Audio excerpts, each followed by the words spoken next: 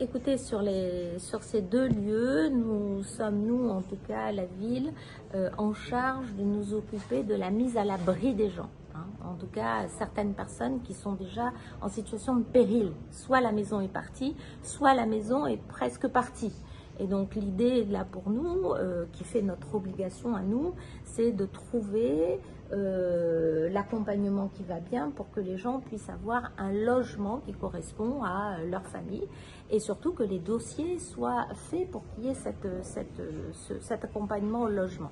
Donc on a fait aujourd'hui, il y a eu 13 dossiers, et quand je dis 13 dossiers, c'est autant la Grande Chaloupe que la Colline, 13 familles et personnes qui ont été accompagnées par nous, où on a eu des propositions qui ont été faites par les bailleurs, une voire deux propositions pour chacune des familles et des personnes, refusées pour les 13 dossiers. Sur un dossier, c'est même le bailleur qui a refusé de prendre la personne parce que elle était redevable de certaines dettes.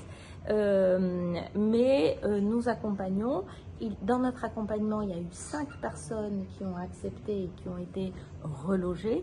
Et ça, c'est vraiment de la responsabilité de la mairie. Et c'est ce travail-là que nous faisons maintenant depuis au lendemain du cyclone, donc maintenant depuis quelques semaines.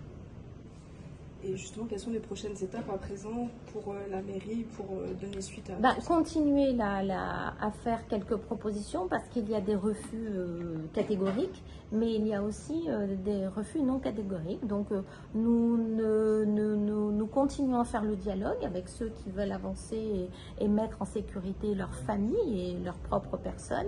Donc on continue à avancer avec ces personnes-là et nous faisons les propositions. Après, on va faire jusqu'à 3 propositions. Nous n'allons pas faire jusqu'à 10 propositions. Je rappelle quand même qu'il y a 11 000 familles qui attendent un logement sur Saint-Denis et qu'ils aimeraient bien, eux aussi, qu'on puisse leur faire des propositions parce qu'aujourd'hui, ils sont quelquefois, vous avez vu le rapport Abbé Pierre, pour certains, ils sont à la rue, dorment dans leur voiture et je pense qu'ils seraient très heureux qu'on puisse faire des propositions de relogement. Tous ne sont pas là, certains sont là, tous ne sont pas là. Parce que nous sommes en contact et en dialogue avec beaucoup d'entre eux.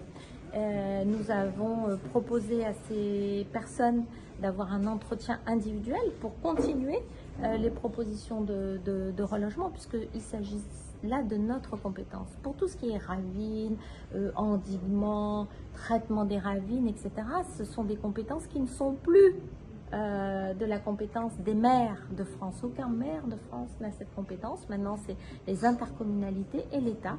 C'est pour cela que nous avons fait des visites d'ailleurs de 2 ravines avec 2 ministres différents pour montrer l'ampleur du sujet maintenant qu'il y a le changement climatique et que tout ça devient de plus en plus important.